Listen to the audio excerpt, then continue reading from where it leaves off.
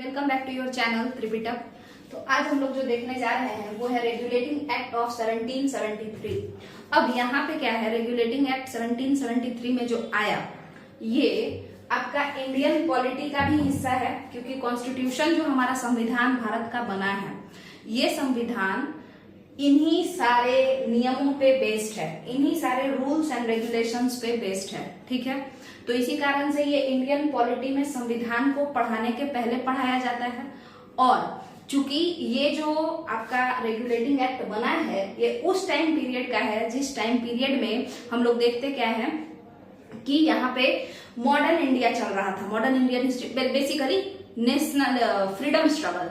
ठीक है, तो उस जमाने का, हालांकि इस समय तक फ्रीडम स्ट्रगल जैसा कुछ स्टार्ट नहीं हुआ था, मगर 1773 से पहले अगर आप देखें तो 1760 का जो जमाना था उस जमाने में सन्यासी विद्रोह स्टार्ट हो गया है ना। 1760 में सन्यासी विद्रोह स्टार्ट हो गया था, है ना। तो इससे हम लोग को पता चलता है कि कहीं ना कहीं छोटे मोटे लेवल पर ब्रिटिशर्स के खिलाफ लड़ाई तो स्टार्ट हो गया था। भले ही हम ये नहीं कह सकते हैं कि प्रॉपर फ्रीडम स्ट्रगल स्टार्ट हो गया था, बट हाँ लड़ाई स्टार्ट हो गया था।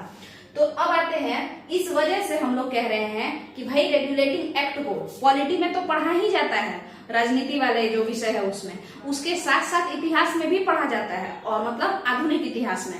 कारण यही है कि ये उस जमाने का है जिस समय हम लोग इतिहास को पढ़ते हैं, मॉडर्न हिस्ट्री जिसमें हम लोग पढ़ते हैं। तो अब हम लोग बात करेंगे कि रेगुलेटिंग एक्ट 1773 जो आया इसके आने का क्या कारण था, है ना, और ये कौन लाया, है ना। तो देखिए, अब देखिए हम जानते हैं कि भारत में, जिस जमाने में भारत में रेगुलेटिंग एक्ट आया था उस समय भारत में किसका राज था। आपके पास यहाँ पे बताना है कि भारत में उस समय किन लोगों का राज था जब रेगुलेटिंग एक्ट आया था। मुगलों का था, ब्रिटिश सम्राट का था, यानी क्राउन का, राजा रानी सम्राट जो है, या फिर रानी क्वीन हो, कोई भी हो, तो उसका था, या फिर आपका कंपनी का था, ईस्ट इंडिया कंपनी का। जिस समय रेगुलेटिंग एक्ट आया उस समय किसका राज था।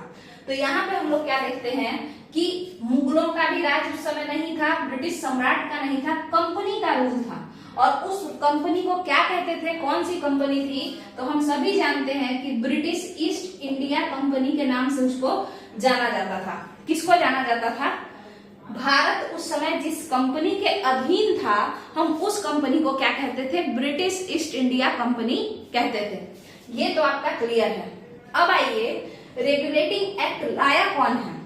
मुगल तो नहीं लाएंगे क्योंकि उसके पास तो पावर ही नहीं है, वो तो राजा नहीं रहा। बचे दिए दोनों भाई, ब्रिटिश सम्राट और ब्रिटिश ईस्ट इंडिया कंपनी। तो आपको पता होगा कि कंपनी ही यहाँ पे शासन कर रही थी, तो रेगुलेटिंग एक्ट कौन लाएगा? कंपनी। मगर यहीं पे हम लोग गलती कर देते हैं। आपको बता दें कि ये जो रेगुलेटिंग एक्ट आया है ये क्राउन के तरफ से आया है।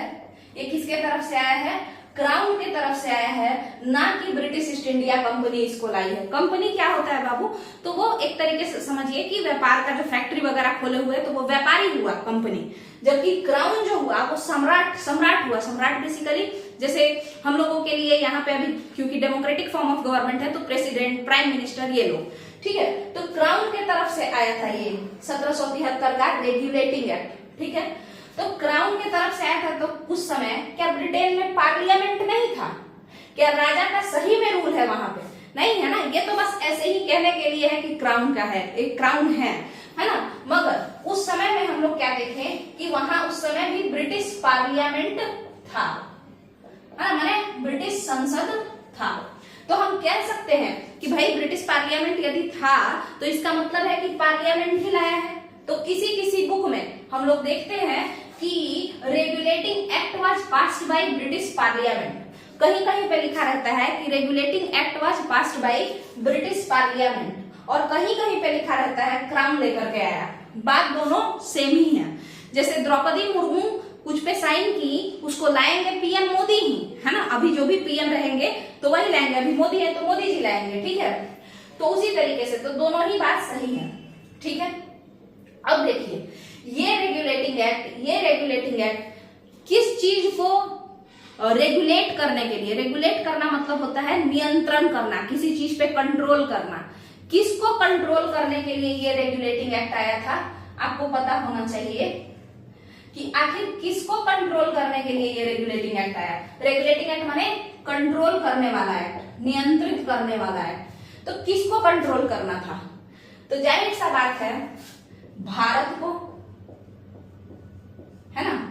तो भारत को कंट्रोल करना था, और भारत में राज किसका चल रहा है? ब्रिटिश ईस्ट इंडिया कंपनी का। भारत में राज किसका चल रहा है? ब्रिटिश ईस्ट इंडिया कंपनी का। यानी ब्रिटेन के पार्लियामेंट जा रही थी उस समय रेगुलेटिंग एक्ट के मदद से, ये एक नियम है, इस नियम के मदद से भारत को या भारत में शासन कर रहे ब्रिटिश ईस्ट इंडिया कंपनी के मनमानी को रोकना चाह रही थी। ब्रिटिश ईस्ट इंडिया कंपनी के मनमानी को कंट्रोल करना चाह रही थी। तो ये जो आपका रेगुलेटिंग एक्ट है, इसका आपको जो उद्देश्य है वो अब समझ में आ गया होगा। मतलब ऑब्जेक्टिव क्या था इसके आने का? ऑब्जेक्टिव ऑफ रेगुलेटिंग एक्ट क्या था? वो ये था कि भारत में ये ब्रिटिश ईस्ट इंडिया कंपनी जो तानाशाह की तरह शासन कर रही थी, तो उसको कंट्रोल करना ही मुख्य उद्देश्य था किसका? ब्रिटिश क्राउन का, ब्रिटिश पार्लियामेंट का। और इसीलिए रेगुलेटिंग एक्ट आया 1773 में। अच्छा, तो हम लोग यहाँ देख लिए उद्देश्य क्या है। अब हम लोग देखेंगे कारण क्या है, रीजन क्या था। एक बात बताइए, अब हम लोग रीजन के तरफ पढ़ेंगे। ऑब्जेक्टिव समझ में आ गया होगा आपको, यहाँ पे एक बार फिर से देख लीजिए। भारत में शासन जो चल रहा था, भारत के पूरा हिस्सा में तो शासन ये लोग उस समय नहीं कर रहा था, उस समय बंगाल वगैरह जो है हड़पे हुए था, है ना। तो कुछ रीजन में चल रहा था, कहीं कहीं पे सब्सिडियरी अलायंस जैसा, मतलब नाम का सब्सिडियरी अलायंस नहीं। जैसे आप देखिए जो 1764 का युद्ध हुआ, तो उस युद्ध में अवध को ये लोग पोटपाट लिया, है ना। 1765 में जो अगस्त 1765 में ट्रीटी ऑफ इलाहाबाद हुआ, उसके तहत मुगल सल्तनत वाले लोगों को भी ये कर लिया कि हमको दीवानी राइट दे दो पूरा बंगाल, बिहार, उड़ीसा का। और अवध को क्या कहा कि भाई तुम हमसे दोस्ती रखो। बेसिकली क्या बनाया अवध को? अपना दोस्त वोस्त नहीं बनाया, अपना चमचा बना लिया। तो बेसिकली यही बात हुआ ना कि हम अपने अंदर सब्जुगेट कर रहे हैं, मतलब अपने अंडर में रख रहे हैं, ठीक है। तो ये सब काम कर रहा था किस समय? इस पीरियड में 1760, 1757 या 1764 टू 1773 का जो पीरियड है, इस समय में बंगाल में तो पूरा एकदम खुल्लम खुल्ला शासन चल रहा था, मगर बाकी लोगों को भी क्या किया जा रहा था? अपने अंडर में किसी ना किसी तरीके से जोड़ा जा रहा था, ठीक है। तो ये चीज यहाँ था। तो हमने देखा कि जो ब्रिटिश क्राउन ने रेगुलेटिंग एक्ट एक नियम लाया, वो किसके लिए लाया गया है? वो भारत में ब्रिटिश ईस्ट इंडिया कंपनी के मनमानियों को कंट्रोल करने के लिए आया है, ठीक है। तो यही इसका उद्देश्य था। अब हम बताएंगे कि रीजन क्या था रेगुलेटिंग एक्ट के आने का, ठीक है। रीजन क्या था, और फिर हम लोग देखेंगे कि भाई रीजन तो पता चल जाएगा, फिर देखेंगे कि आखिर क्या क्या बात उसमें लिखा हुआ था, ठीक है। और उसके बाद आपका जो ये रेगुलेटिंग एक्ट है ये खत्म हो जाएगा, ठीक है। तो अभी तो हम लोग क्या देखेंगे? अब रीजन। तो रीजन समझ लेते हैं पहले हम लोग। कारण बताइए, है ना। रेगुलेटिंग एक्ट का कारण देखिए, आप बताइए ब्रिटेन से कौन लोग आए जो बंगाल को कैप्चर किए? तो वो था ब्रिटिश ईस्ट इंडिया कंपनी। एक बात बताइए, बंगाल में इतना इंटरेस्ट ये लोग क्यों ले रहे थे? ये जो कंपनी था ब्रिटिश ईस्ट इंडिया कंपनी, ये इतना इंटरेस्ट बंगाल में काहे लिए जा रहा था? उसका कारण ये है, आप एक क्लास के एनसीईआरटी मॉडर्न इंडिया हिस्ट्री जो न्यू एनसीईआरटी है उसमें हम लोग पढ़ेंगे, क्या पढ़े हैं भाई, कि 60% पूरे दुनिया का 60% ऑफ एशिया का जो 60% एक्सपोर्ट है, एक्सपोर्ट माने निर्यात, जो हम यहां से किसी को बेचते हैं, तो पूरे एशिया का 60% जो निर्यात है वो बंगाल से ही होता था बाकी देशों में, यानी विश्व के बाकी देशों में, या सीधे सीधे कहिए तो यूरोप में, ठीक है। तो आप बताइए, अगर पूरे भारत का नहीं, एशिया का, पूरे एशिया का 60% निर्यात, 60% सामान बंगाल के भूमि से बेचा जाता था बाहरी दुनिया में। तो इससे आपको पता चल रहा होगा कि बंगाल कितना ज्यादा रिच था उस समय, है ना। मतलब ज्योग्राफिकली भी बहुत रिच था बंगाल, है ना। ज्योग्राफिकली रिच नहीं था तो इतना सारा सामान वहां उपज रहा होगा, तभी तो इतना ज्यादा बिक्री हो रहा होगा। दूसरा बात ये है, स्ट्रेटेजिकली भी बंगाल बहुत रिच था, माने बढ़िया था। स्ट्रेटेजिकली का मतलब होता है कि जहां से बढ़िया रास्ता वगैरह हो। तो यहाँ पे सी रूट आपको दिखाई देगा कि भाई सी रूट बहुत बढ़िया है, यहाँ पे काम करने में आसानी होगा, ट्रेड करने में। जहाज से ही पुराना जमाना में सामान आता जाता था, तो इसीलिए ट्रेड करने में आसानी होता था, ठीक है। तो ये हिसाब किताब यहाँ पे है। तो इन्हीं कारणों से बंगाल पे ब्रिटिश ईस्ट इंडिया कंपनी क्या कर लिया था, कैप्चर किया, मतलब उसमें ज्यादा इंटरेस्ट लिया, ठीक है। अब आइए, मगर प्रॉब्लम क्या है कि अब ये लोग कैप्चर कब किया, 1757 में पहला अटैक हुआ, है ना। 1757 में पहला अटैक हुआ। इस समय कारण क्या था, तो कारण तो ये था कि बस जो है सिराजुद्दौला ज्यादा काबिल बन रहे थे। वो ये बोल रहे थे कि हम तुमको वो सारा छूट नहीं देंगे, दस्तक वगैरह मिसयूज नहीं करने देंगे। तो ये लोग अपना अटैक कर लिया, ठीक है। दूसरा बात, 1761 में मराठा जो थे वो लोग हार गए। किससे, पानीपत के युद्ध में मराठा हार गए ना। किससे, तो अहमद शाह अब्दाली से। तो अब ब्रिटिशर्स के मन में ये आ गया कि ये सारे के सारे जो हैं कमजोर लोग हैं, क्योंकि ये किसी अनजान देश के इंसान से जब हार गए, मतलब जो अफगानिस्तान से आया है उससे हार गए, तो हम तो यहाँ 100 साल से रह रहे हैं, 1600 समथिंग में आ गया था ब्रिटिशर सब। तो इसी वजह से वो लोग का एक मोटिवेशन मिला और 1764 में वो लोग पूरे बल से, पूरे ताकत के साथ बंगाल पर अटैक किया और बंगाल में अपना क्या कर लिया, रूल एस्टेब्लिश कर लिया। अब वो अलग बात है कि डुअल गवर्नमेंट और ये सब लाया, वो सब हम लोग जब बक्सर का युद्ध देखेंगे तो उसमें भी देख लेंगे, ठीक है। तो यहाँ इस बात को समझिए कि ब्रिटिश ईस्ट इंडिया कंपनी तो बंगाल में 1764-65 से ही आ गई। तो अभी ये ब्रिटिश ईस्ट इंडिया कंपनी 1764-65 से ही बंगाल पे शासन कर रही है। और अब अचानक से ऐसा क्या जरूरत हो गया कि ब्रिटिश क्राउन को ये अपने मैटर में इन्वॉल्व होने दे रही है, अपने बेनिफिशियल बिजनेस में, है ना। मतलब इसका जो ट्रेड था बंगाल में वो काफी बेनिफिशियल था, मतलब फायदेमंद था। तो उस समय से इतने साल तक 1765 से लेके 1773 तक किसी को इन्वॉल्व नहीं होने दिया ये बिजनेसमैन लोग, ब्रिटिश ईस्ट इंडिया कंपनी वाला लोग। तो फिर 1773 में अचानक से ऐसा क्या हो गया कि बोला ब्रिटिश पार्लियामेंट इस पे जो है कानून लगा दिया और ये लोग मानना भी शुरू कर दिया। उसके पीछे का कारण है British east India company Bharat को लूटते लूटते खुद गरीब हो गई थी, मतलब घाटा में चल रही थी, उसको लॉस हो रहा था, ठीक है। ब्रिटिश ईस्ट इंडिया कंपनी को 1773 आते आते लॉस होना शुरू हो गया, और एक बहुत बड़ा लॉस। अब आप लोग कहेंगे कि इतना तो लूट रहा था तो लॉस क्या हुआ, तो इस बात को समझिए। इस समय तक British east India company 2 war लड़ चुका है लोग, है ना। कंपनी लड़ रहा है, ना कि ब्रिटेन लड़ रहा है, सम्राट नहीं लड़ रहा है, पार्लियामेंट नहीं लड़ रहा है। एक कोई कंपनी है, जैसे रिलायंस कंपनी है और उसके मालिक झगड़ा करना शुरू कर दे, कहीं रूल करना शुरू कर दे, तो उनको तो सिर्फ उतना ही खर्चा ना है, उनके पास तो उतना ही पैसा है जितना कि रिलायंस का है। पूरे देश का लोग थोड़े उनको टैक्स दे रहा है। तो उसी तरीके से ब्रिटिश ईस्ट इंडिया कंपनी अपने दम पे 2 वॉर लड़ चुका है। थोड़ा बहुत हेल्प जरूर मिलता होगा गवर्नमेंट से, मगर अपने दम पे ये लड़ा है। कौन कौन सा भाई, तो 1757, 1764 ये 2 वॉर। उसके अलावा अगर आप लोग देखें तो उसके अलावा हम लोग देखते हैं कि ये फर्स्ट एंग्लो मैसूर वॉर, जो कि 1767 to 69 में लड़ा गया है, जिसमें कि हारा भी है ये लोग, पिटाया भी है। तो तीसरा वॉर हो गया यहाँ पे।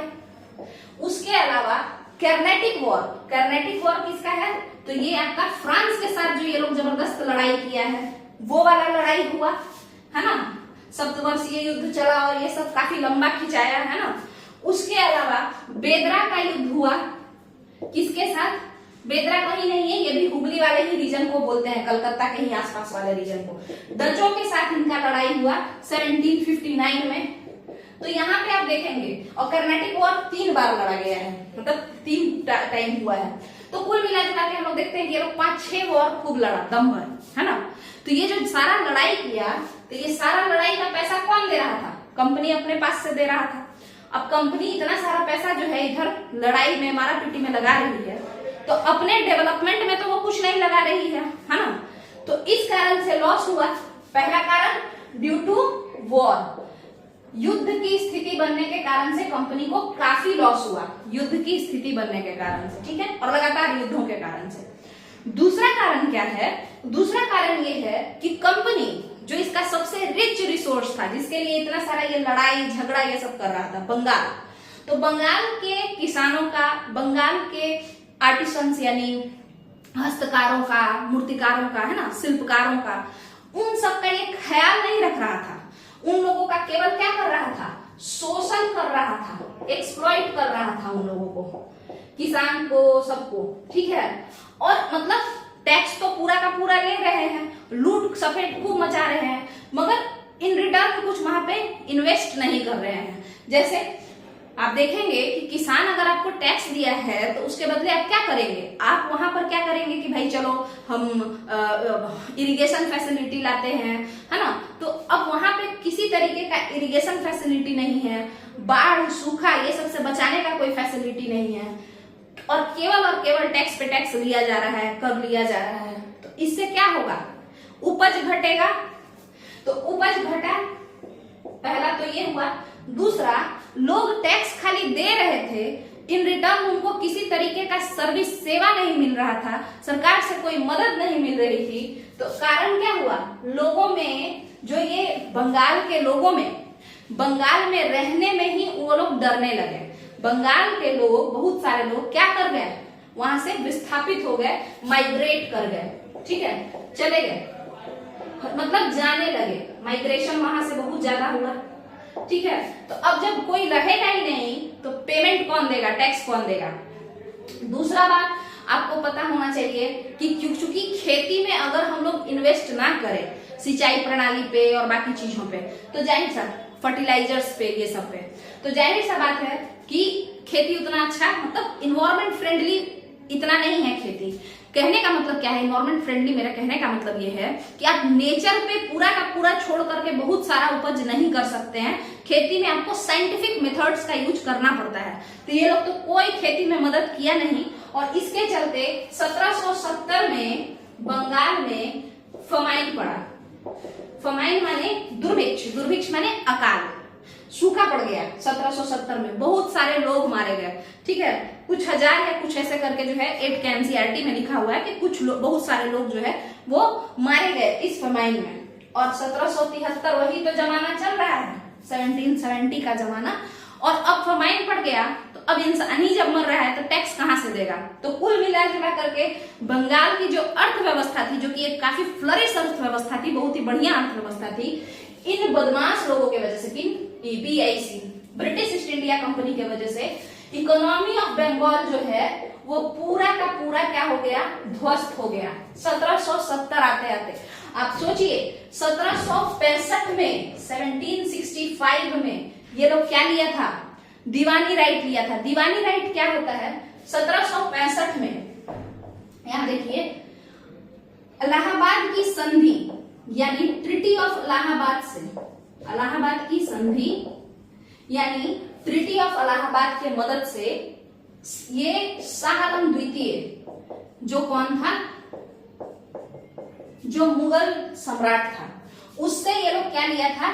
दीवानी अधिकार। किसका दीवानी अधिकार? बंगाल का। अच्छा, दीवानी अधिकार ऑफ बंगाल ये लोग लिया था। कौन? British east India company, basically Robert Clive, ठीक है। अब ये लिया था। अब देखिए, दीवानी अधिकार 1765 में लिया और 1770 तक सब खा बचा गया ये लोग। 5 साल के अंदर ये लोग जर्जर कर दिया बंगाल के अर्थव्यवस्था को। अब कुछ लोगों को प्रॉब्लम होगा, दीवानी अधिकार क्या होता है? होगा नहीं बाद में। तो देखिए दीवानी अधिकार क्या होता है। दीवानी अधिकार का मतलब होता है पैसा कलेक्ट करने वाला अधिकार।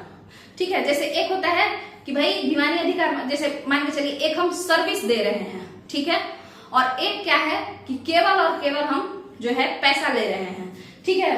तो दीवानी अधिकार मतलब होता है, दीवानी माने मनी, टैक्स रिलेटेड जो अधिकार है, टैक्स कलेक्टर का जो राइट है वही, ठीक है। टैक्स कलेक्टर का जो राइट होता है, टैक्स लेंगे हम, वो सारा ये जो टैक्स कलेक्ट करने का अधिकार था, ये British east India company 1765 Allahabad की संधि के तहत अपने हाथ में ले ली।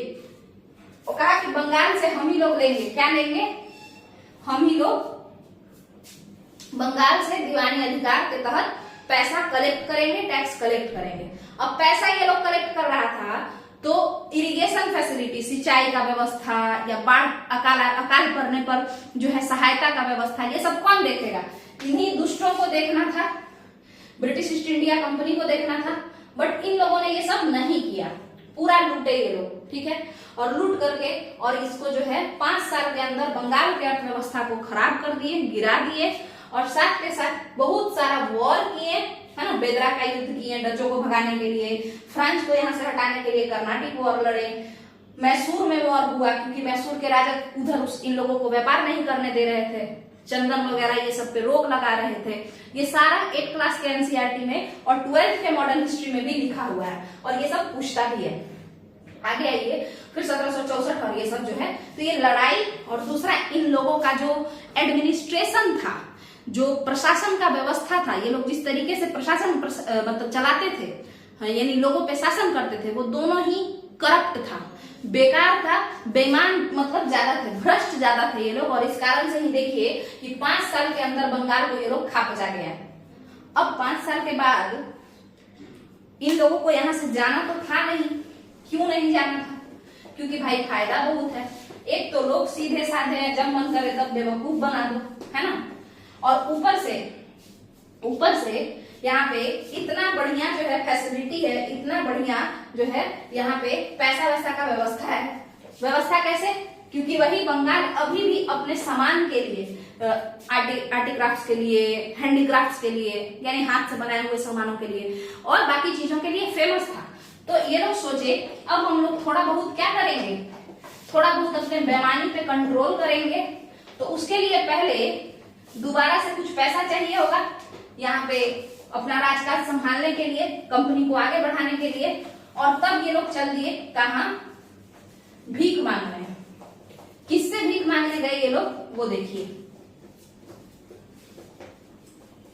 अब ये लोग चल दिए भीख मांगने, बहुत गर्मी है, तो भीख मांगने ये लोग गए किससे, ब्रिटिश पार्लियामेंट, ब्रिटिश क्राउन के पास, और वहां पे इन लोगों ने लोन मांगा था, ठीक है। कर्ज के लिए कहा था कि भाई आप या तो लोन दीजिए, ठीक है, या फिर आप कंपनी में इंटरेस्ट ले लीजिए, चलिए आपको भी कुछ पैसा मिलेगा। यानी ब्रिटिश पार्लियामेंट को, यानी कि ब्रिटेन देश को भी कुछ फायदा होगा, वहां से हम भेजेंगे पैसा, और आप यहाँ पे जो है ब्रिटिश ईस्ट इंडिया कंपनी में कुछ सपोर्ट कीजिए।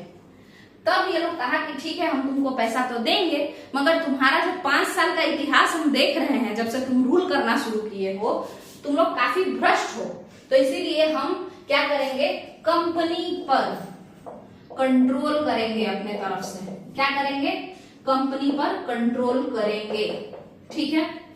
तो अब आइए आगे देखते हैं हम लोग। तो यहां पे ये लोग क्या किया, अब ब्रिटिश पार्लियामेंट, ये तो हो गया कारण, हम बता दिए कि किन कारणों से ये ब्रिटिश ईस्ट इंडिया कंपनी जो एकदम राक्षस की तरह तानाशाह बने घूम रहा था, अचानक से कैसे दब्बू बन गया, और रेगुलेटिंग एक्ट से ब्रिटिश पार्लियामेंट को कहा कि भाई तुम हमको कंट्रोल करो, हम कंट्रोल में रहेंगे। इसका कारण यही था क्योंकि ये गरीब हो गया था, तो इसको मदद चाहिए था, इसीलिए सीधा बन रहा था, ठीक है। अब ब्रिटिश पार्लियामेंट भी चालाकी है, तो बोला कि भाई पैसा तो हम इन्वेस्ट करेंगे, तुम्हारा मदद भी करेंगे, बट हम कंपनी के जो प्रशासन है, जो एडमिनिस्ट्रेशन है, उसको कंट्रोल करेंगे, मतलब देख रेख करेंगे, जांच करेंगे। तो उसी के तरह यहाँ पे बहुत सारा नियम आया, तो उसी को हम लोग को देखना है कि रेगुलेटिंग एक्ट में क्या क्या इंपॉर्टेंट फीचर्स है, यानी रेगुलेटिंग एक्ट में क्या क्या जो है बात है, ठीक है। तो देखिए यहाँ पे अब स्टार्ट करते हैं मेन बात।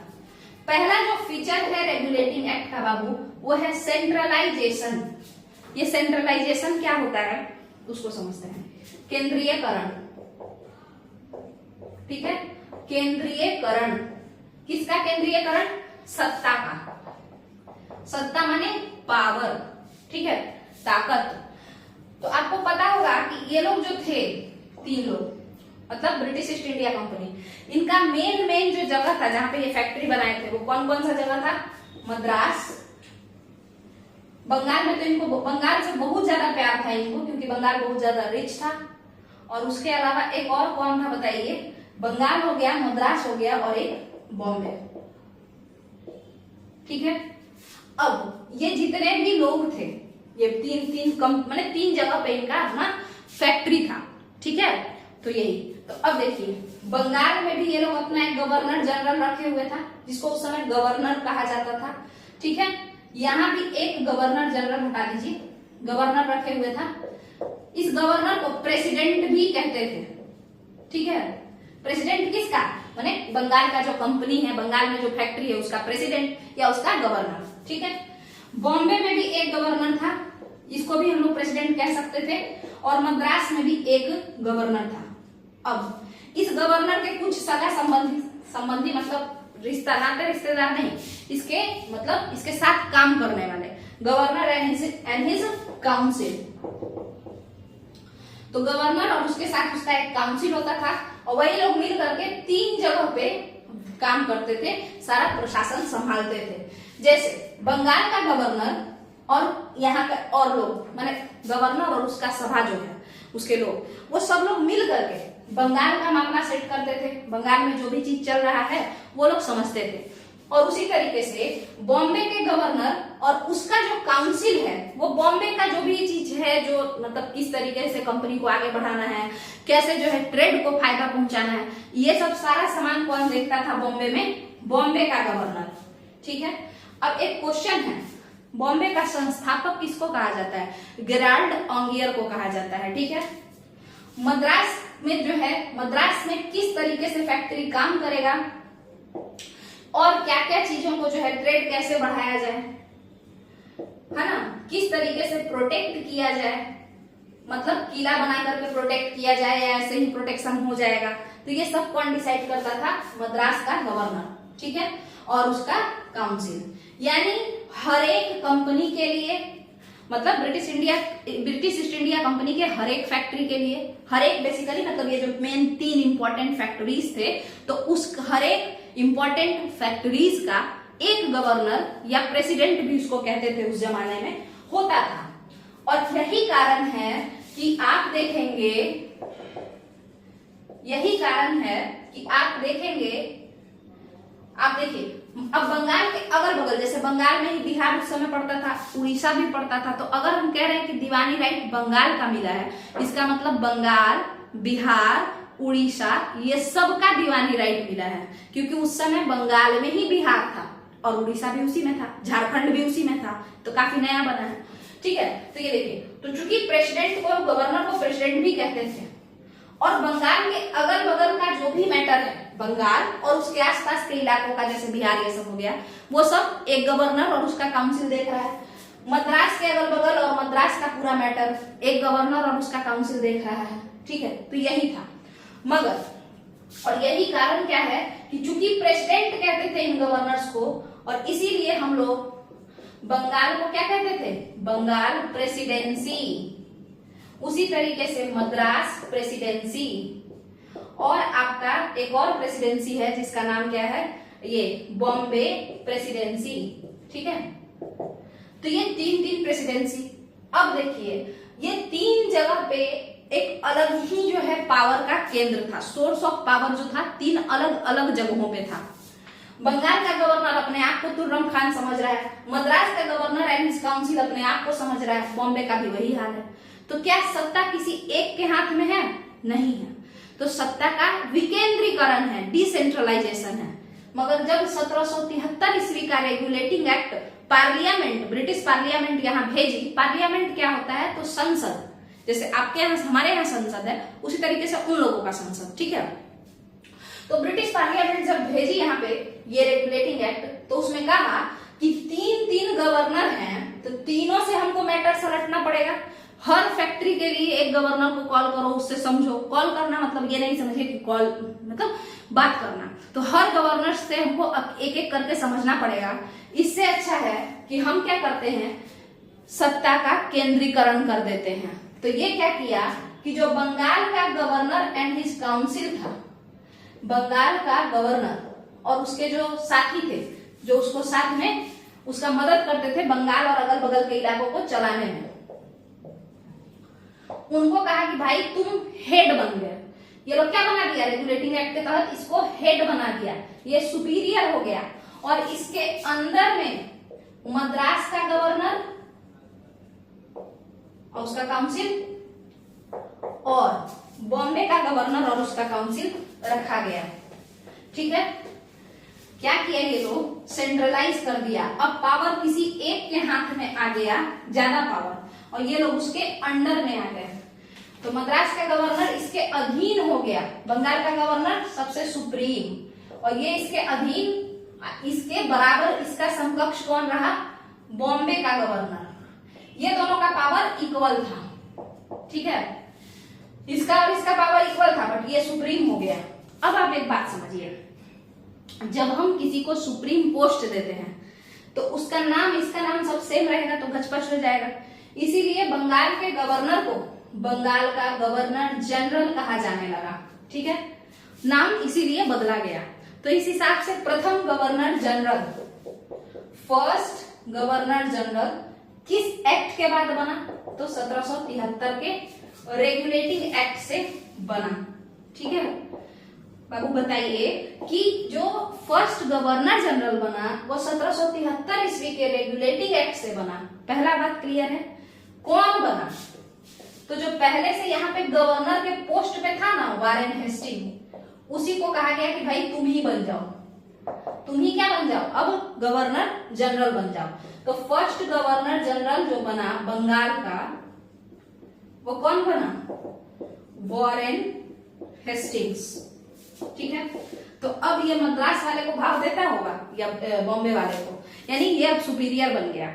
और बोला गया कि तुम अपना तो ख्याल रखोगे ही, साथ के साथ इनको भी सजेस्ट करोगे और इसको भी देखोगे, दोनों को देखोगे। ये बात अलग है कि उतना ज्यादा इन लोगों को ऑटोनॉमी था, मतलब ये स्वतंत्र थे अपने कार्य निर्वाह के लिए, मगर जब मन करेगा तब ये इसको चेक एंड बैलेंस करेगा, पूछेगा। जैसे एक एग्जांपल के तौर पर समझिए कि पीएम अगर कहीं है तो पीएम सबसे सुप्रीम है, और एक झारखंड के सीएम हो गए, एक बिहार के सीएम हो गए, है ना, तो सब सीएम वगैरह हैं। तो क्या सीएम अपने राज्य में, यूपी के भी सीएम को ले ही लीजिए, क्या सीएम अपने राज्य में जो मन में आए वो कर सकता है? कुछ अच्छा काम करना हो, प्रशासन चलाना हो, बड़े आराम से कर सकता है। पीएम हस्तक्षेप करेगा? नहीं करेगा।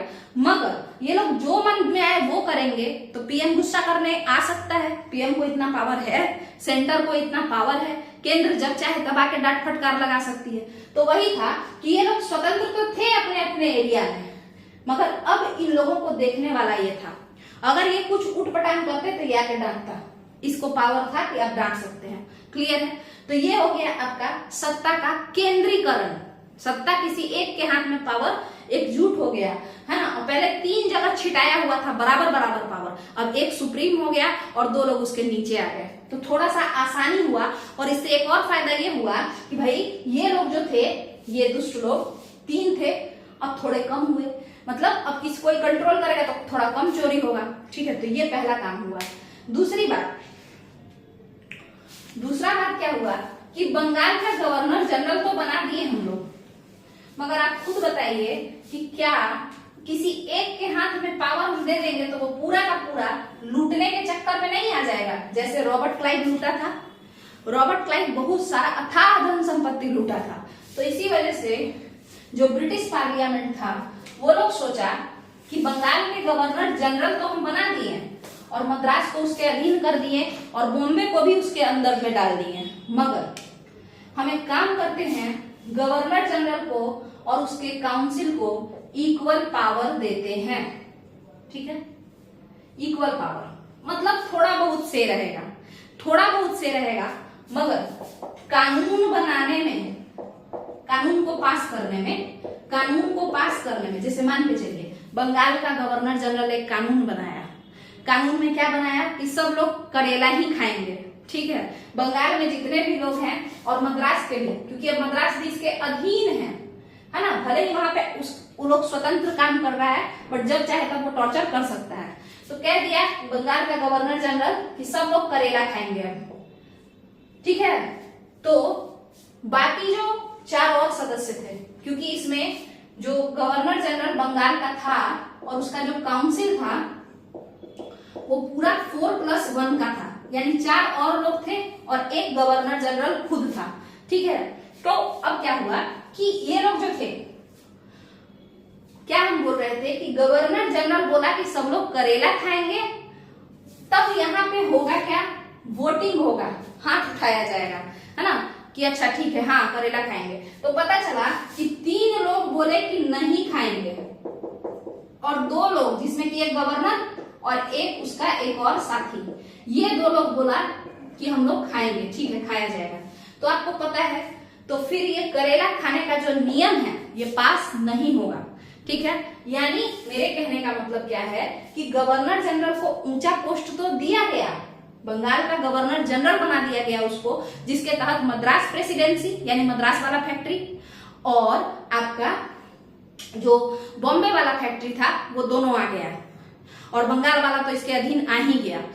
मगर बंगाल के गवर्नर जनरल और उसके काउंसिल में ये कहा गया कि आपके पास, गवर्नर जनरल के पास कोई वीटो पावर नहीं होगा, कोई एक्स्ट्रा ज्यादा शक्ति नहीं होगा, आप सभी लोग को मिलजुल के नियम बनाना होगा और सहमति से, मतलब मेजोरिटी से, है ना, मतलब बहुमत के आधार पर, है ना, ज्यादा लोग मानेंगे जो बात वही नियम बनेगा। जैसे करेला खाने के लिए अगर गवर्नर जनरल बोल रहा है बंगाल का, और इस 4+1 का जो इसका परिषद है, ग्रुप है काउंसिल गवर्नर जनरल का, अगर उसमें से 3 कह दिए कि नहीं खाएगा कोई, तो फिर ऐसा नियम नहीं बनेगा। क्लियर है। तो ये कॉलेजिएट सिस्टम था। इसका मतलब क्या हुआ कि रेगुलेटिंग एक्ट ने एक हाथ से गवर्नर जनरल को पावर दिया। रेगुलेटिंग एक्ट ने एक हाथ से तो गवर्नर जनरल को मुट्ठी भर, एकदम भर भर के पावर दिया। कौन सा गवर्नर जनरल? अब इसमें तो आप कंफ्यूज होइएगा मत कि कौन सा गवर्नर जनरल, क्योंकि आपको पता है कि बंगाल के गवर्नर का नाम गवर्नर जनरल ऑफ बंगाल रखा गया है, बाकी मद्रास और बॉम्बे के गवर्नर का नाम गवर्नर ही है। तो फिर कौन सा गवर्नर जनरल जैसा कुछ नहीं होना चाहिए। गवर्नर जनरल एक ही है, वो बंगाल के हैं। तो यहाँ पे हम देख रहे हैं कि रेगुलेटिंग एक्ट ने एक हाथ से तो गवर्नर जनरल को पावर दिया, मगर दूसरे ही हाथ से इसके ही अंदर एक काउंसिल बना करके और उसका पावर को बैलेंस कर दिया, है ना, कि भाई तुम अपने मन से मनमानी नहीं करोगे, तुमको क्या करना है, ये 5 लोग मिल के डिसाइड करोगे, एक गवर्नर और प्लस उसके 4 सहभागी, ये 5 लोग मिल करके डिसाइड करोगे। और जब इस तरीके से डिसीजन लिया जाता है तो इस टाइप के सिस्टम को हम क्या कहते हैं, कॉलेजिएट सिस्टम। आप इसको हिंदी में भी कॉलेजिएट सिस्टम लिख सकते हैं, ठीक है। अब आते हैं हम लोग दूसरे बात पे। तो ये एक बहुत इंपॉर्टेंट बात था कि पावर को ये लोग, जो ब्रिटिश संसद था, ये कहीं ना कहीं कंपनी के पावर को कंट्रोल करना चाह रहा था, ठीक है। अब आइए आगे देखते हैं। एक और इम्पोर्टेंट चीज जो हुआ, जिसके तहत कोर्ट का निर्माण हुआ और जो कि क्वेश्चन आता है, देखिए 1 एग्जाम में तो सीधे अब आता है कि जो है कब कोर्ट बना, सुप्रीम कोर्ट कलकत्ता में जो बना वो कब बना, 1774 में बना। मगर आपको बता दें कि ना तो बीपीएससी का टीचर वाला, यहाँ तक कि आपका जो है दरोगा मेंस वगैरह ये सब भी होता है, तो अब उसमें भी एनसीईआरटी टच करने लग रहा है और डीप क्वेश्चन चला जा रहा है, ठीक है। और बीपीएससी तो अपना वो तो जो है ही, ठीक है। और बीपीएससी टीआरई जो है वो पुराना बीपीएससी मॉडल फॉलो कर रहा है, यानी बेसिक से थोड़ा हमेशा वो हार्ड ही पूछता है, बेसिक नहीं पूछेगा, ठीक है। तो यहाँ पे हम लोग समझेंगे अब डुअल जुडिशियरी का मतलब, यानी इस रेगुलेटिंग एक्ट के तहत जुडिशियरी यानी दोहरा न्याय प्रशासन देखने को मिला। दोहरा न्याय प्रशासन ये क्या होता है, इसको हम लोगों को समझना है। दोहरा न्याय प्रशासन में एक तो एक न्यायपालिका बनाई गई, ये न्यायपालिका किसकी थी? पार्लियामेंट के द्वारा। पार्लियामेंट कौन? भारत का या ब्रिटेन का? ब्रिटेन का, क्योंकि उस समय भारत में तो कुछ ऐसा पार्लियामेंट जैसा कॉन्सेप्ट ही नहीं था ना। पहले मोनार्की ही था, राजतंत्र था, उसके बाद यही लोग आ गया सब ब्रिटिश ईस्ट इंडिया कंपनी वाला, वो लोग हड़प लिया। और एक न्यायपालिका जो बनाया गया ये कंपनी के द्वारा, ठीक है। तो दो तरीके का न्याय चल रहा था। लोकल लेवल पे तो न्याय है वो सब ऐसे ही, जैसे मान के चलिए जाकर के घर में किसी का लड़ाई हुआ और 4-5 बड़े लोगों को बुला करके पंचायती कर लिए, तो वो भी एक तरीके का न्याय प्रणाली है, बट उसको पढ़ते थोड़ी हैं, वो तो ऐसे ही लोकल लेवल का हुआ। जो मेन पढ़ाई के माध्यम मतलब पढ़ाई के कॉन्सेप्ट से अगर देखें तो ये दो तरीके का पार्लियामेंट कोर्ट या जुडिशियरी न्यायपालिका व्यवस्था देखने को मिला। एक जो ब्रिटेन पार्लियामेंट बनाई और एक जो बीईआईसी के लोगों ने बनाया। तो इसको देख लेते हैं। देखिए यहाँ पे जो ब्रिटेन पार्लियामेंट या क्राउन ने भेजा, वही दोनों सेम ही बात है। मुर्मू जी अगर कुछ करेंगी, राष्ट्रपति द्रौपदी मुर्मू जी, वही मोदी जी भी कर रहे हैं। जो मोदी जी कर रहे हैं वो राष्ट्रपति मुर्मू जी कर रही है ना। तो ये दोनों सेम ही बात हुआ। तो देखिए ब्रिटिश पार्लियामेंट या क्राउन ने इसी नियम के तहत, जिसको अभी हम लोग देख रहे हैं, रेगुलेटिंग एक्ट के तहत एक सुप्रीम कोर्ट बनाया। अच्छा, सुप्रीम कोर्ट का ये मतलब मत समझिए कि आज वाला जैसा सुप्रीम कोर्ट है वैसा नहीं, बस ऐसे ही नाम रखा है इसका कि भाई सुप्रीम कोर्ट है, ठीक है। इस कोर्ट को क्राउन्स कोर्ट भी कहा गया, ठीक है, ठीक है। और अब सबसे इंपॉर्टेंट बात, ये कब बना? तो 1773 के कागज में, ये कागज रेगुलेटिंग एक्ट जिसपे पूरा लिखा हुआ था, एक कागज था उसपे बहुत सारा नियम लिखा हुआ था, और उस कागज को हम लोग क्या कह रहे थे? हम लोग कह रहे थे कि भाई ये रेगुलेटिंग एक्ट है, ये आया है रेगुलेट करने के लिए। किसको?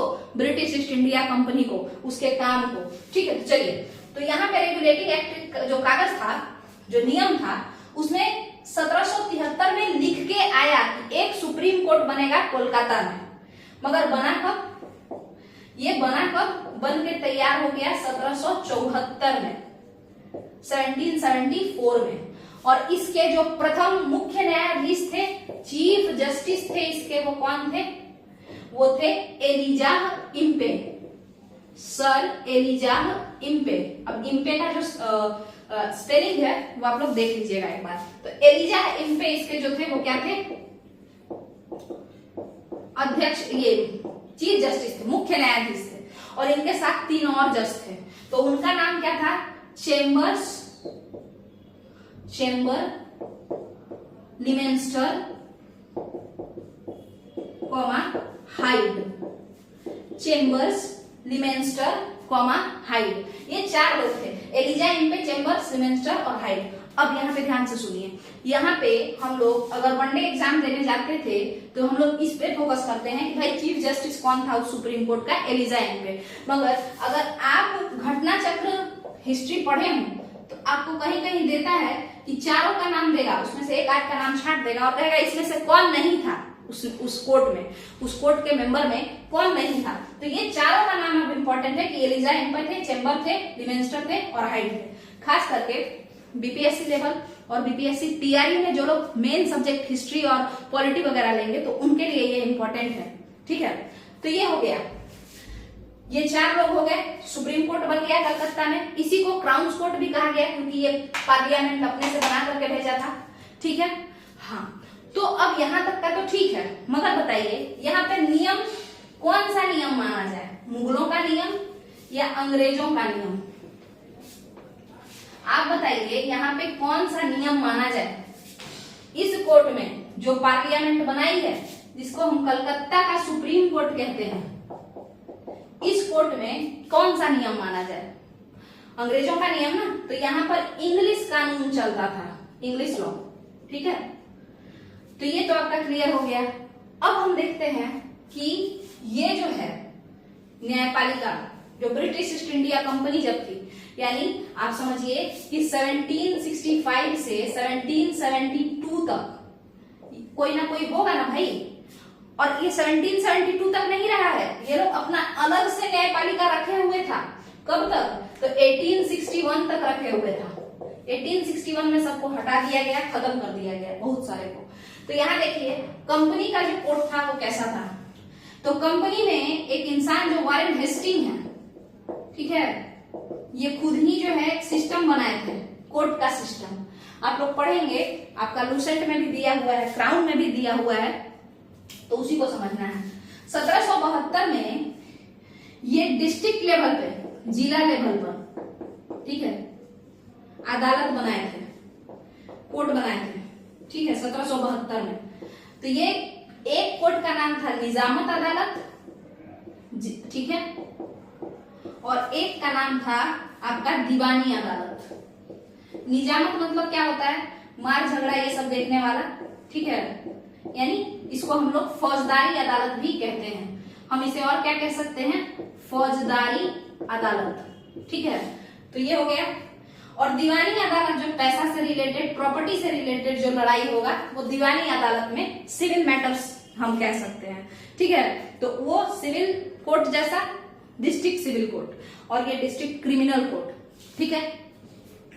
उसी तरीके से अगर हम आपसे कहें कि इस अदालत में कौन हेड करता था, तो यहाँ पे जो है आपको पहले तो आप समझिए यहाँ पे नियम कौन सा चलता था इस एरिया में, इस कोर्ट में। इधर वाले कोर्ट में तो इंग्लिश लॉ चलता था, इधर वाले कोर्ट में कौन सा लॉ चलता था, इंग्लिश या मुगलों का? तो मुस्लिम लॉ चलता था, हिंदू लॉ चलता था, ठीक है। कारण ये है कि ये लोग भले ही बंगाल पे शासन तो कर रहे थे, बट पूरा खुद को बंगाल का जो मतलब बंगाल का पैसा तो ये लेना चाहते थे, मगर बंगाल का बर्डन ये नहीं लेना चाहते थे। ये नहीं चाहते थे कि बंगाल का बोझ, जो बंगाल का सेवा है, बंगाल के जनता का जो ख्याल रखना है, ये सब हम लोग पे आए। तो इसीलिए ये लोग सेफ प्ले कर रहे थे। तो यहाँ पे आप देखेंगे कि निजामत अदालत में इन लोगों का मुस्लिम कानून चलता था, केवल और केवल कौन कानून, मुस्लिम कानून, यानी शरीयत या शरिया कहते हैं उसको, ठीक है। तो वो कानून चलता था, ठीक है। और इसमें आपको एक काजी मिलते थे, एक आपको जो है मुफ्ती मिलते थे, ठीक है।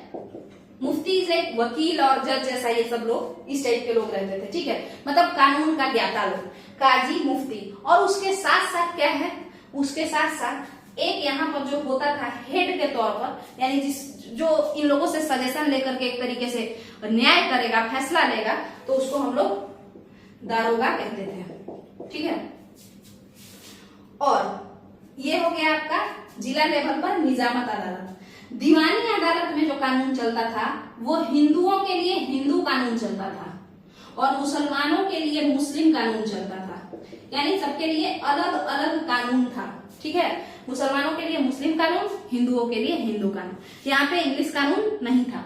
वॉरेन हेस्टिंग के द्वारा बनाया गया 1772 का जो कोर्ट था, उसमें हिंदुओं का हिंदू कानून दीवानी अदालत में, पैसा वाले में, और मुस्लिम का मुस्लिम कानून।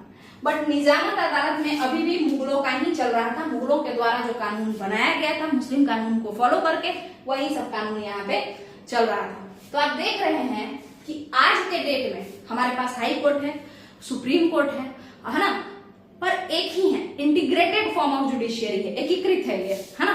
मगर उस जमाने में डुअल फॉर्म हो गया था। एक तो पार्लियामेंट, ये जो आपका पार्लियामेंट है, पार्लियामेंट ब्रिटिश क्राउन, वो अपना एक न्यायपालिका सिस्टम बना दिया, ये लोग अलग से अपना एक न्यायपालिका सिस्टम बना करके रखे हुए था, ठीक है। तो इस तरीके का हिसाब किताब हो गया था, और इसीलिए हम यहाँ लिखे हैं कि डुअल जुडिशियरी था, एक जुडिशियरी नहीं था। जैसे आज supreme court, high court, supreme court उसके नीचे हाई कोर्ट है, और इस तरीके से है, ठीक है। इंटीग्रेटेड नहीं था, इन लोगों का अलग कानून चलता था, इन लोगों का अलग चलता था। ये दोनों एक दूसरे पे परस्पर निर्भर नहीं थे। यानी अगर मान के चलिए कोई इंसान अगर यहाँ हार गया, ठीक है, यहाँ हार गया इन इलाकों में, तो यहाँ नहीं जाएगा कि कलकत्ता चलो सुप्रीम कोर्ट और वहां जाकर के अपील करते हैं, नहीं, फिर उसको सीधे कहाँ जाना पड़ेगा। वैसे तो इसके भी नीचे एक और, मतलब इससे ऊपर एक और संस्था बनाया गया था, सदर निजामत और सदर दीवानी का, ठीक है। ये उससे भी सुप्रीम होता था, यानी जिला वाले से सुप्रीम होता था, सदर निजामत, सदर दीवानी, ये दोनों कलकत्ता में था, ठीक है। ये भी अदालत था, कंपनी का अदालत था, कंपनी जो बनाई थी। क्राउन जो बनाया था वो वाला नहीं, वो तो इधर है ही।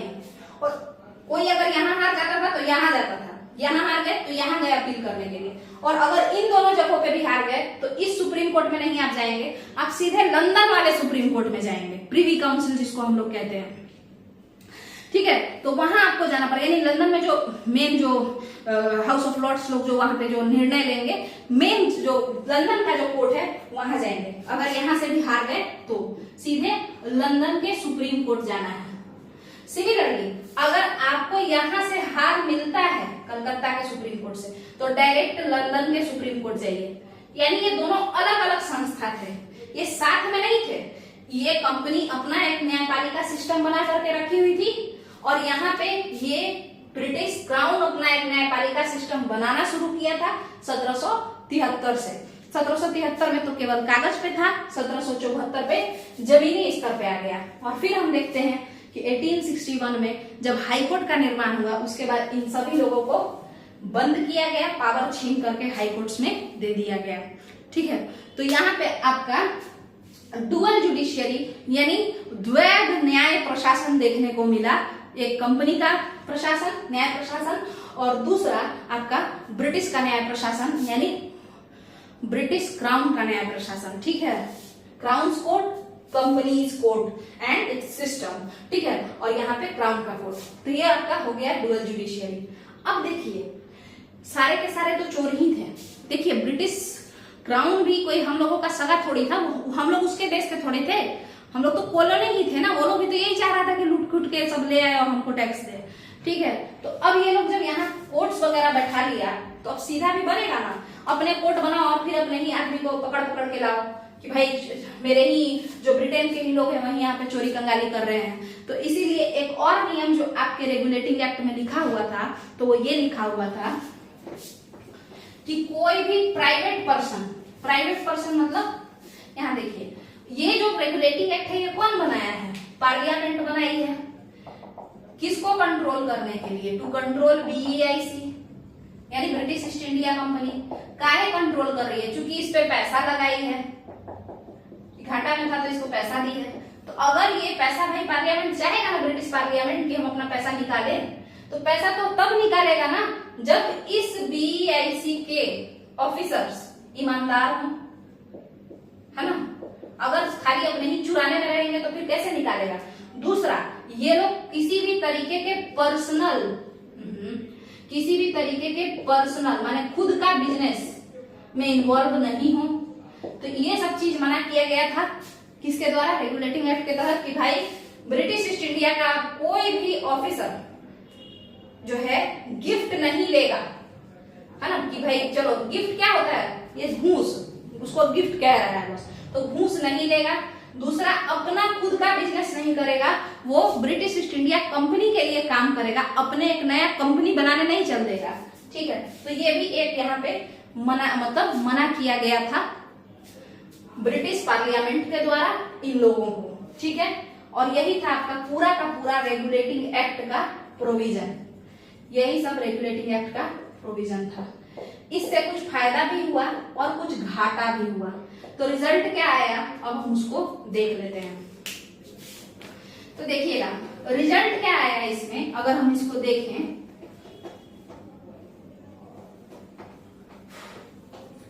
रिजल्ट इससे ये हुआ कि आप देखेंगे कि पहले गवर्नर ऑफ बंगाल हुआ करता था, आज के डेट में गवर्नर जनरल ऑफ बंगाल है।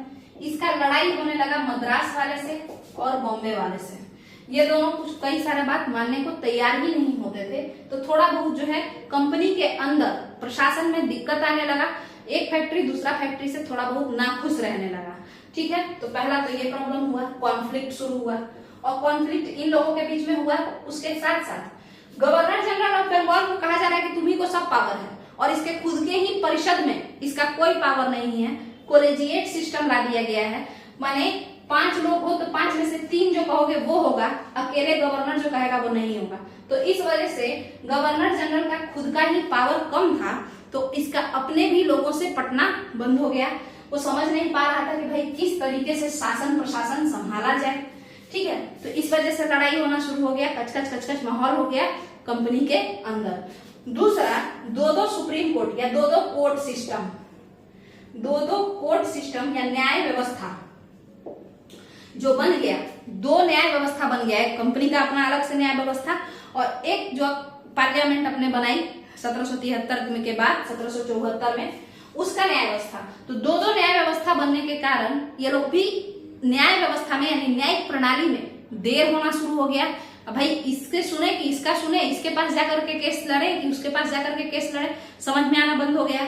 दूसरा, ये दोनों एक दूसरे का बात मानने से कतराते थे। वो सोचता था कि मेरा पावर ज्यादा है, हम ज्यादा सुप्रीम है, हम सही डिसीजन लिए हैं, कंपनी वाला कोर्ट, और ये लोग सोचता था, जो सुप्रीम कोर्ट ऑफ कोलकाता था, ये लोग सोचता था कि हम बढ़िया ज्यादा डिसीजन लिए हैं। तो कुल मिला जुला करके इन सारे हरकतों के वजह से, रेगुलेटिंग एक्ट आने के बाद इन सारे लड़ाइयों के वजह से कंपनी के अंदर काम करने में दिक्कत आना शुरू हो गया। कंपनी काफी परेशान रहने लगी, कंपनी ऑफिशियल्स काफी परेशान रहने लगे, कोर्ट ऑफ डायरेक्टर माने जो कंपनी के जो हेड थे, 24 ठो हेड होता था, मतलब कंपनी पूरा लोग का शेयर से बना और उसमें से उन सभी शेयर होल्डर्स में से 24 लोगों को चुना जाता था कि आप लोग हेड हैं। तो कोर्ट ऑफ डायरेक्टर्स भी परेशान रहने लगे और तब उन्होंने कहा कि भाई रेगुलेटिंग एक्ट जो है उसमें थोड़ा चेंजेस करो, कुछ नया लाओ, उसको थोड़ा आरामदायक बनाओ। इतना झगड़ालू टाइप का एक्ट क्यों लाए हो जिसमें खाली कॉन्फ्लिक्ट ही कॉन्फ्लिक्ट है। तब पार्लियामेंट ने रेगुलेटिंग एक्ट के प्रॉब्लम को खत्म करने के लिए या मिनिमाइज करने के लिए, कम करने के लिए पिट्स इंडिया एक्ट लाया। ठीक है, तो रेगुलेटिंग एक्ट के प्रॉब्लम को सॉल्व करने के लिए ही पिट्स इंडिया एक्ट आपका आया फिर बाद में। ठीक है, तो इस तरीके से यहाँ पे रेगुलेटिंग एक्ट खत्म हो गया है और इसको हम बहुत ही अच्छे से समझाने का कोशिश किए हैं कि किन किन कारणों से यहाँ पर जो है क्या क्या बदलाव आया, रेगुलेटिंग एक्ट कैसे आया, ब्रिटिश ईस्ट इंडिया कंपनी जो एक तानाशाह की तरह घूम रही थी अचानक से दब्बू कैसे बन गई और ब्रिटिश पार्लियामेंट के चरणों में जाके कैसे गिर गई, है ना। तो ये सारा चीज हम लोग देख लिए हैं। क्यों आया, रीजन क्या था, इसका ऑब्जेक्टिव क्या है इस रेगुलेटिंग एक्ट का, आने के बाद असर क्या किया, क्या क्या इसके फीचर्स थे, ये सारा हम लोग देख लिए हैं। इससे बहुत अच्छे से हम मतलब पीटी का तो जो होगा जो हो ही जाएगा, अगर मेंस में भी regulating act and its feature से रिलेटेड कुछ चीज आ जाए तो हम लोग उस पर आसानी से लिख सकते हैं। ठीक है, तो इसी तरीके का बाकी वीडियो भी हम लाते रहेंगे और अगर आपको वीडियो पसंद आया है तो लाइक शेयर सब्सक्राइब कर लीजिए चैनल को, और बस इतना ही। ठीक है, तो अब बस यहीं पे खत्म करते हैं। Thank you.